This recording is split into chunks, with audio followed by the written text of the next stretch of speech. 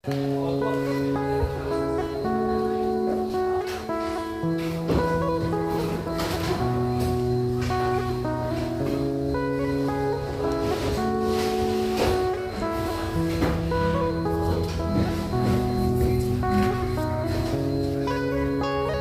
warahmatullahi wabarakatuh. Gimana kabarnya adik-adik semua? Ya, alhamdulillah.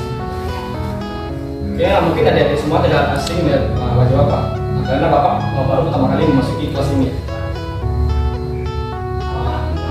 Karena waktu kita masih masuki pagi, untuk siapa ketua kelas di kelas ini? Oke, Joni, tolong pandu teman-temannya untuk memulai doa pada pagi hari ini.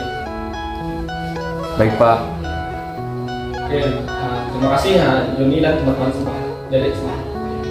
Oke, perkenalkan nama Bapak Muhammad Afif Ilham. Bapak dari Prodi Pendidikan Sejarah yang insya Allah akan memandu jadi teman-teman pada semester ini pada proses pembelajaran sejarah. Adakah adik-adik dan teman-teman sudah melihat LPS kita pada semester ini? Ada Pak. Pada semester ini kita akan mempelajari mengenai pembelajaran sejarah. Yang kedua adalah sejarah Asia Selatan, sejarah Asia Tenggara, sejarah Timur Tengah, dan sejarah Amerika. Oke, kita masuki materi pertama. Apa itu sejarah? Dari teman-teman adik dan teman-teman, adakah yang mengetahui apakah itu sejarah? Oke, Ananda? Oke, bagus. Izin Pak. Oke, Ananda aja. Baik, sejarah adalah ilmu yang mempelajari masa lalu Pak. Bagus. Jadi Bapak luruskan.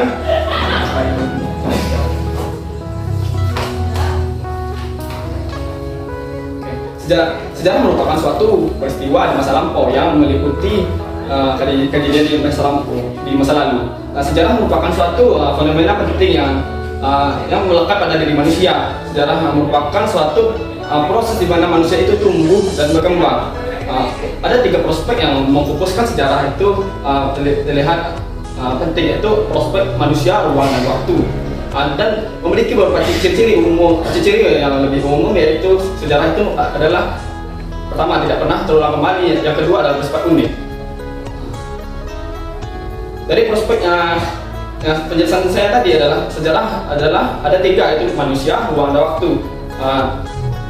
Mengapa itu bisa terjadi? Adakah jadi teman-teman dan rekan bisa menjelaskan mengapa manusia, ruang, dan waktu sangat penting dalam sejarah? Oke, dari Anda gimana?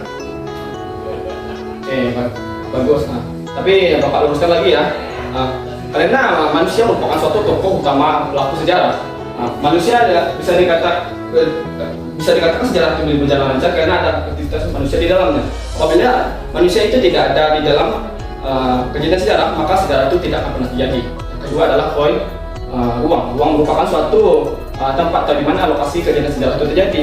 Di mana ruang itu merupakan suatu tempat, bisa jadi itu di dalam negeri maupun di luar negeri. Yang ketiga adalah waktu. Waktu merupakan suatu pemapakan atau periodisasi di mana peristiwa dari manusia itu terjadi, dari di mana tempat itu terjadi, dan ruang itu merupakan suatu gambaran utama, baik itu di masa lalu, masa kini, atau masa depan.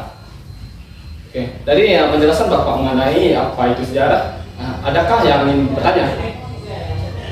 Oke, tidak ada. Oke, karena karena waktu yang sudah mulai mepet dan pada pembelajaran hari ini, Bapak meminta kepada adik-adik dan rekan-rekan untuk mengambil kesimpulan bagaimana pembelajaran kita pada hari ini. Adakah yang bisa memberikan kesimpulan pada pembelajaran kita hari ini? Oke, saya serahkan pada Ananda, gimana? Tolong jelaskan kesimpulan pada pembelajaran kita hari ini. Oke, bagus, tapi kurang tepat. Adakah yang lain? Oke, juga bagus. Bapak teruskan lagi adalah karena pesan moral yang bisa kita dapatkan pada pembelajaran sejarah pada hari ini, yaitu pembelajaran sejarah itu merupakan suatu yang sangat penting. Bagaimana kalau kita mempelajari sejarah, kita tidak akan pernah dibodohi oleh orang lain lagi. tidak ada yang lagi namanya pembodohan, di mana kita sudah berpegang teguh kepada dokumen dan data dan fakta. Ini dokumen histori pada sejarah itu merupakan tidak ada dokumen, tidak ada data, dan tidak ada dan pada pembelajaran ini kita tidak akan membahas opini, tapi membahas fakta-fakta yang ada di lapangan, fakta-fakta yang terjadi masa lampau. Kalau lebih jelasnya, sejarah itu lebih utama dan lebih melekat pada diri kita. Dan pesan moral yang kita dapatkan pada pembelajaran ini, kita tuh akan melatih diri kita untuk berpikir kritis, lebih inovatif dalam memecahkan suatu permasalahan, baik itu permasalahan yang terjadi di lingkungan sekolah, lingkungan pendidikan ataupun di lingkungan masyarakat. Dan kita sebagai tokoh yang berpendidikan bisa membedakan apakah itu fakta, apakah itu hoax atau fakta. Karena banyak informasi yang beredar di lingkungan masyarakat, baik itu di TikTok, di video atau di media lainnya, belum terbukti kebenarannya. Dari pembelajaran ini kita dapat mengetahui mana itu data dan mana itu fakta. Oke, karena waktu yang sudah mau habis dan juga waktu yang singkat ini, Bapak memberikan penugasan kepada teman-teman mengenai apa itu pembelajaran sejarah yang sudah Bapak jelaskan tadi. Buatlah ringkasan atau resume pada penjelasan Bapak pada hari ini. Oke, demikianlah penjelasan Bapak. Lebih dan kurangnya Bapak tutupi dengan Assalamualaikum warahmatullahi wabarakatuh. Waalaikumsalam warahmatullahi wabarakatuh. Terima kasih Pak.